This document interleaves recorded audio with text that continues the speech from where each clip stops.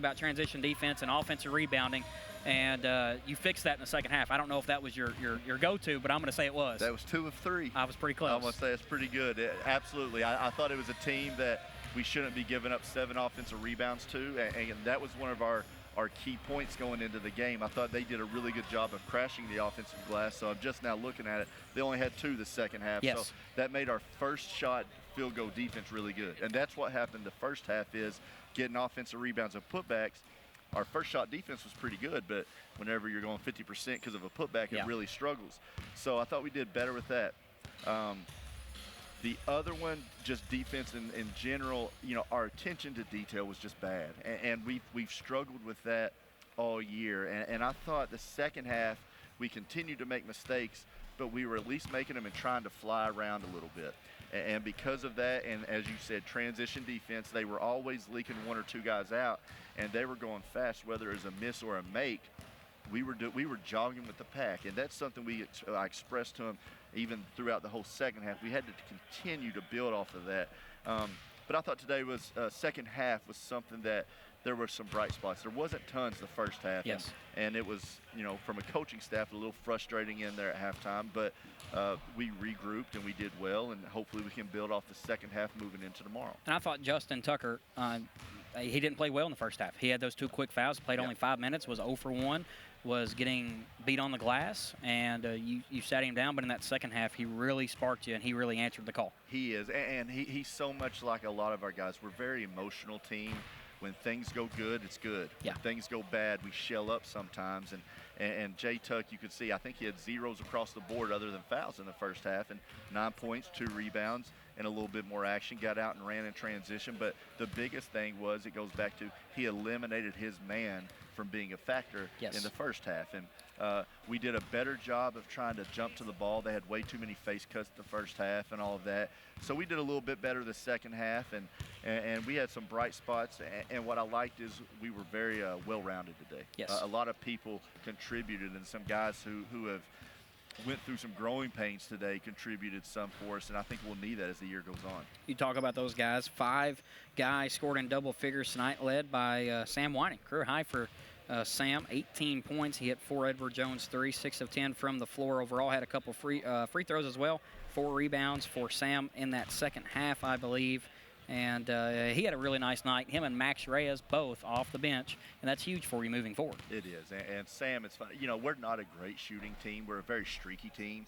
You can see it early in the game. We come out and bang a couple threes, and then you get trigger happy, and you start taking some threes that aren't really the ones we want, too quick in the shot clock. We were talking yesterday because we haven't been shooting real good, and during practice I said, man, Sam's really been shooting it well in practice. And we just haven't had, from anyone, tons of carryover. And I thought you saw that today. He got great looks. He didn't take too quick of shots. He was always set and ready to shoot. And being a smaller, I guess, he's a guard playing an undersized 4, but we need some shots out of him. You look at Max's stats. Max is one, freshmen go through it. And we talked some the last game, and it's one of those things. I know he's been frustrated, and that's fine. And you can be frustrated and disappointed. But the biggest thing is, whenever you have that frustration, disappointment, how are you going to carry it over?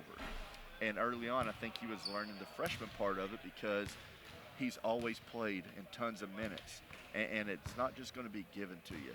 And you've seen a little bit of change in maturity over the last week. And about 2 days ago, he had a day of practice that I looked at our guys and said, we got to try to find him a spot and some minutes. And when we gave him a chance early and didn't do bad, but then T got 2 fouls, and so we rolled with Max for a while and did really good. And you can see the talent he has. He's very good with the ball. He's a great passer. He can really score it.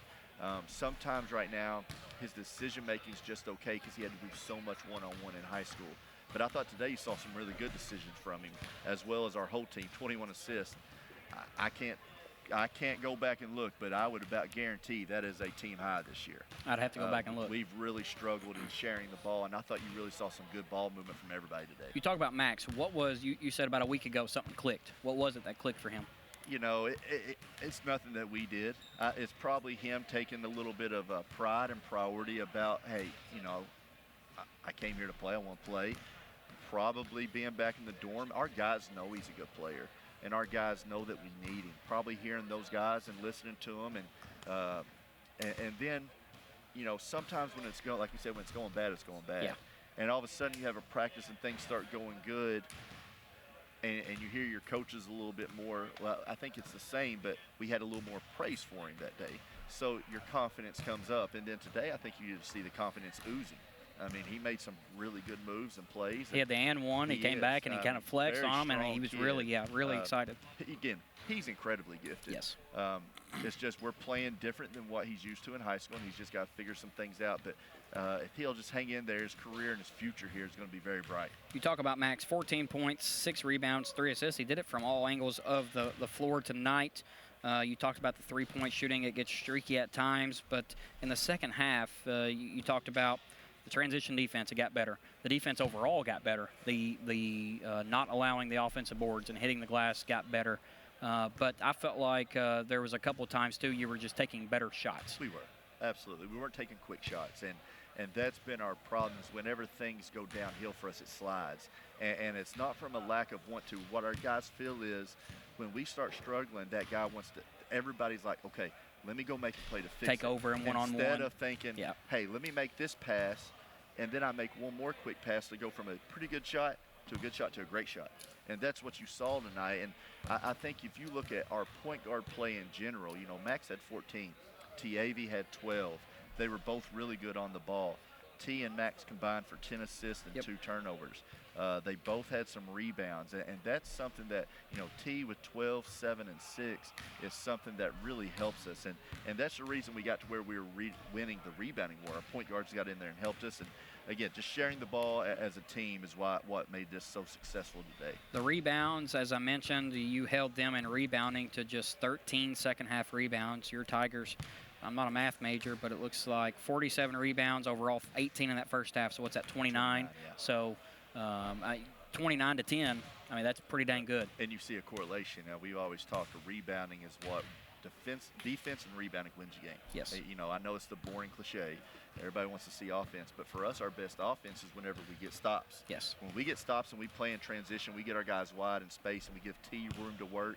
We get David some room to work. We can really do some good things. And those are the guys you want to go to and kind of really kickstart your offense. They really are. And what we've got to do, and we did it today that we haven't done, is when those guys start getting deep in the lane, everybody's collapsing, and you've got to find the ADs and Sams and Jacobs and Rons to make shots. And today was the first time in a while we really tried to do that. 82-55 win earlier for University of the Cumberlands over Flanders Smith. What did you learn about the Panthers moving into tomorrow? Well, they had an off night. They're a very good team. It's going to be a total opposite game. Today was a team where you got a lot of threes taken, a lot of sets, and what you have tomorrow is a team. They'll run some sets. They rely on their athletic ability. They really do a good job of offensive rebounding. They try to put you in some ball screen action, lower their head and get to the rim. So we're going to have to be able to guard the ball, and then we got to limit them to one shot. And from offense, you just want to sort of carry over the positives from today.